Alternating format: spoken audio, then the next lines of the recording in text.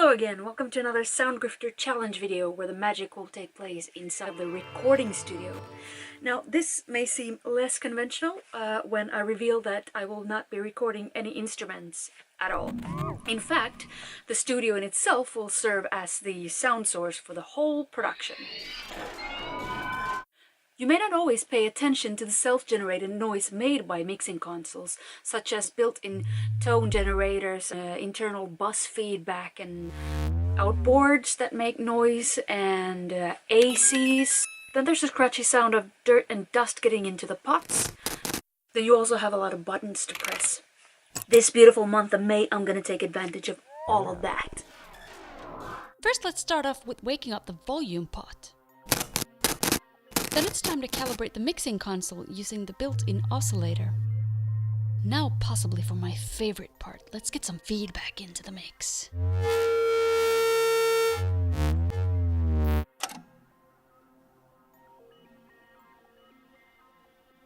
And don't forget to remember including the sound of patching cables.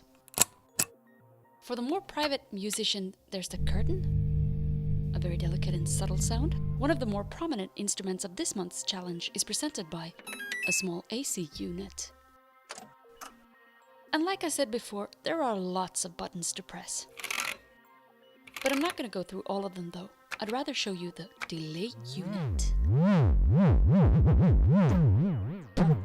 which is the only thing that I actually paired up with a microphone. And here's a sound design favorite. Moving the plate around inside a plate reverb causes this diabolical, lava-like dungeon keeper sound. So after slicing and dicing, the best parts of my takes are now featured on my palette of sounds. Here's the feedback.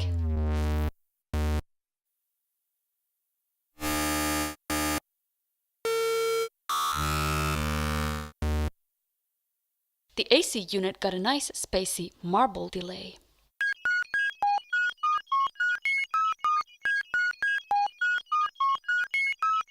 And then there are the buttons.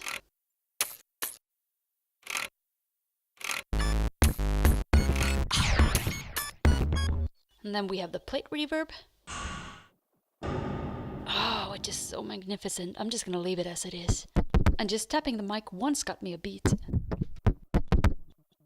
So now I'm just off to my favorite compressor to play around a bit. And that's way more fat. And now I'll just need to cut some frequencies while boosting others.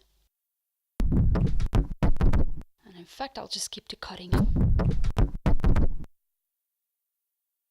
So here's the cool bassy synth you can get just by cranking up the feedback in your delay unit.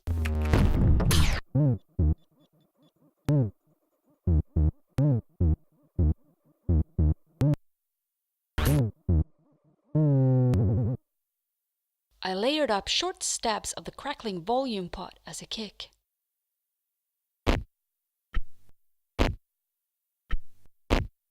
And of course I'll go back into my favorite compressor once more to crank it up again. You'll be seeing this compressor again. And I'll also need to cut and boost some frequencies here and there.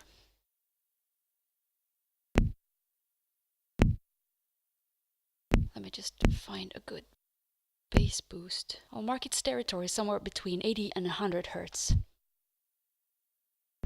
And since I layered the kicks, I'll be doing the same thing pretty much that I did to the top kick before, which is cranking up the compressor to pretty extreme levels and cutting and boosting frequencies, mostly cutting.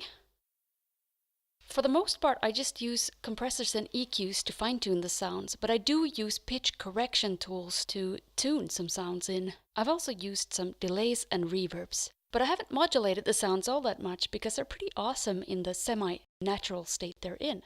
So here's a masterpiece created in the studio, by the studio.